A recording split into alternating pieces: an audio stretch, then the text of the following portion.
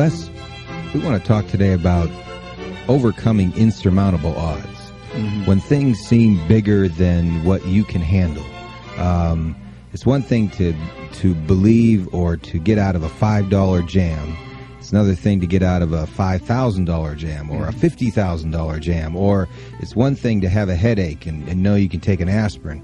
It's another thing to have a doctor give you a report that what you have is quote-unquote incurable. And we want to look at, what do you do when things seem bigger than you are? You don't know any natural way out of the situation. Take, for instance, something everybody's familiar with, money. What happens when you say you need $1,200 by next week and you have no natural way of getting that money? What do you do? There most certainly are times when we feel like that, when you say, I don't have any idea whatsoever of what I'm going to do to pull this out. Mm-hmm. Now, I've been in situations like that, where I had deadlines I had to meet. I didn't meet those deadlines, mm-hmm. and I lost a car, mm-hmm. lost a home, lights were cut off, right. Telephone was cut off. All of those things are going to happen to you at different points in life. Now, the question is, what does it really mean? It really doesn't mean anything. It's not important at all. It's just a temporary inconvenience, because all of those things can be corrected. And it's a part of the process that we all go through.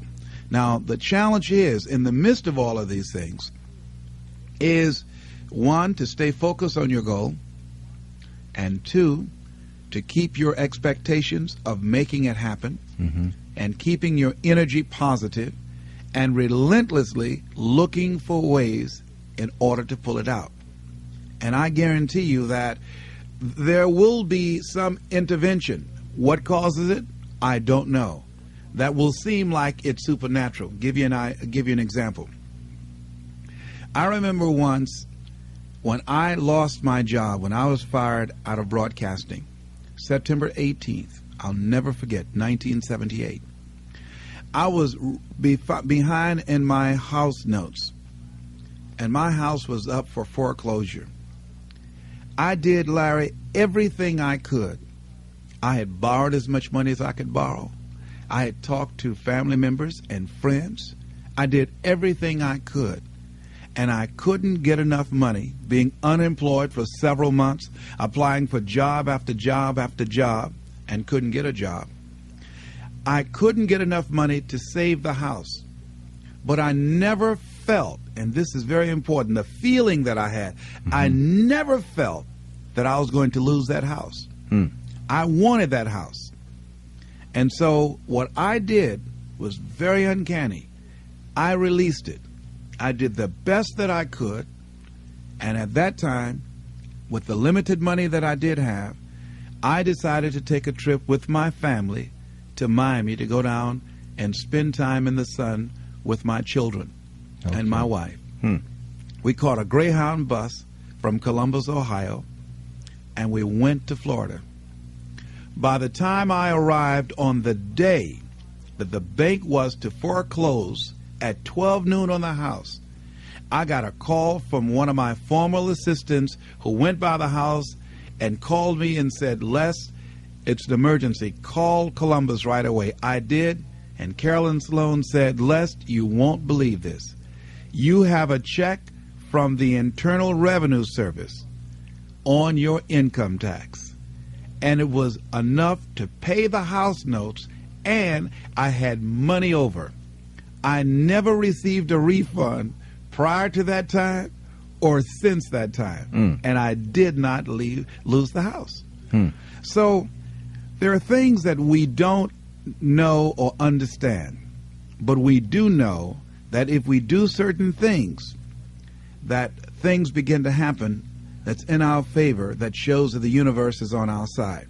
Everything that we're seeking, I believe that if we begin to align our thoughts with action and be relentless, don't try 2 or 3 things or 15 or 20 things, but 100 things, 500 things if necessary, 10,000 things as Edison did if necessary, until we find a way out.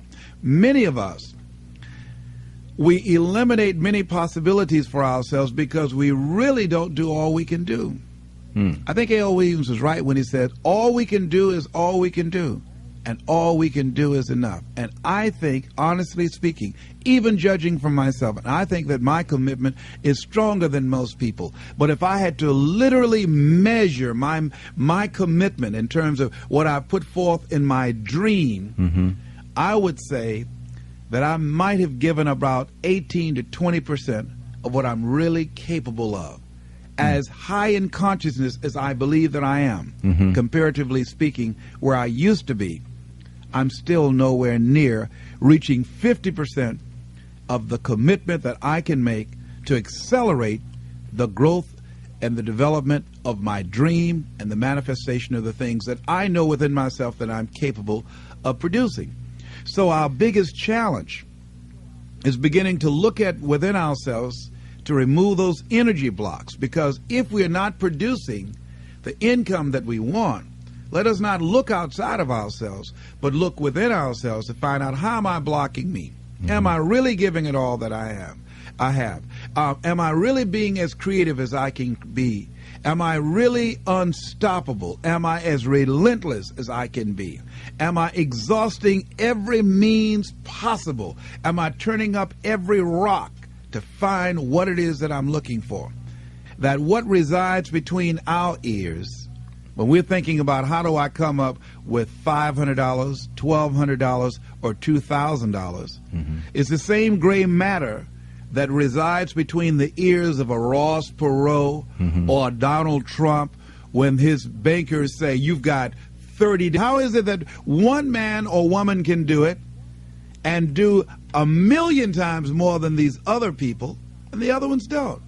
It has to be consciousness. It has to be, and when we talk about consciousness, we're talking about a collection of our thoughts, our feelings, and our emotions and experiences used as an active force to produce in our lives that which we want to produce.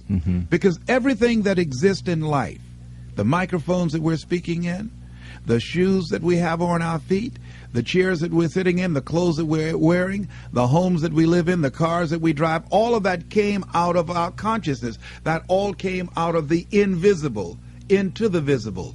And man was the vehicle, the outlet to produce that. When a person's pursuing their dream and they are stopped by... there's many people that say, well, I tried it, but it didn't work. Yes. I tried it, but it didn't work. Apparently something stopped them in midstream in pursuing their dream. Yes. And most likely, don't you think it was something that they felt they couldn't surmount? It seemed as though they were stuck and there was no way out, so therefore they give up and say it didn't work? They drew a line. See, wherever we are stopped in our dream, we stop at a place called willingness. Anybody that has fallen short of their goals, they ran into something that they were not willing to handle.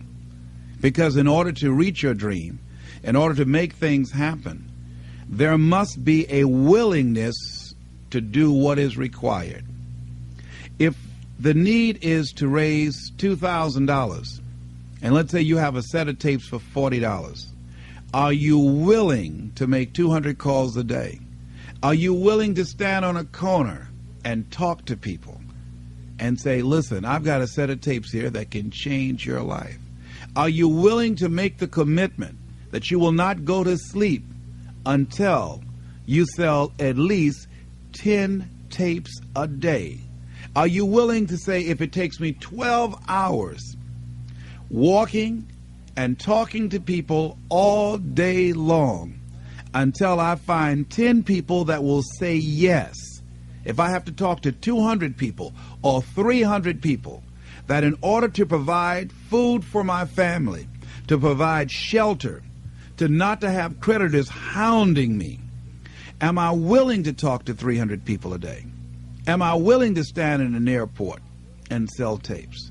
Am I willing to go out and make calls again and again and again? Am I willing to knock on doors? Am I willing to do that?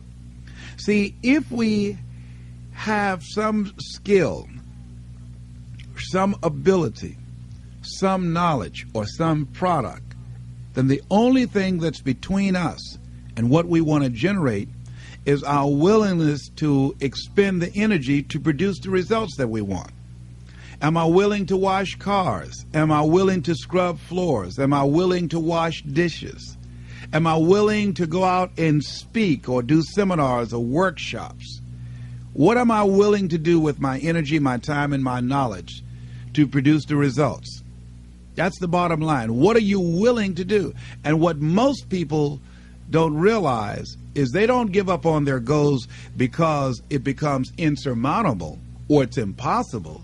Is that they just looked at what they wanted and they just decided within themselves, consciously or unconsciously, I'm not willing to produce this result.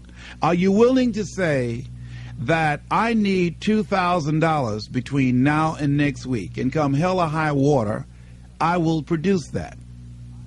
That's the bottom line. Because the only thing that counts in life are results, not reasons of why you didn't do it, but results. That's the only thing that counts. And we are capable of producing results. That's it. That's the bottom line. Are you willing to honor your commitment to do that? What are you willing to do? How many floors are you willing to mop? How many shoes are you willing to shine? How many phone calls are you willing to make? How many sales are you willing to make? How many jobs are you willing to hold? How much service are you willing to provide? Isn't there a difference between working hard than working smart? Without any questions. But see, here's the thing, though, Larry, that most people don't keep their commitments. They are not willing to be a no matter what person. That I'm going to make this happen no matter what. Most people use escape routes for themselves. Most people have something that they could point to justify why they haven't produced the results. Some reason. Well, people weren't buying. Or the economy is soft. Somebody somewhere is buying.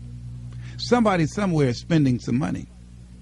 So as we begin to look at where we are, every time when I was working on developing my dream, and I knew that I had to do something, that I had to do it, I was always able to pull it out. Because I started thinking, if a Walt Disney can do it, if a John D. Rockefeller can do it, then I can do it.